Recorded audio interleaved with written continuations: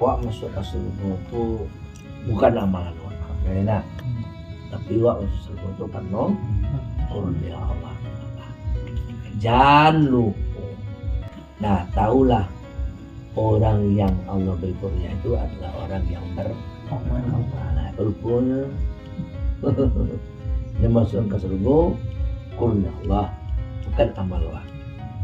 Tanda awak dapat kurnia Allah tu juga awak beramal.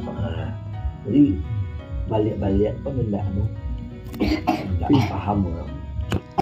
Padahal di dalam Al-Quran mengatakan udkhulul jannata bima kuntum. Nah, kan lain tuh.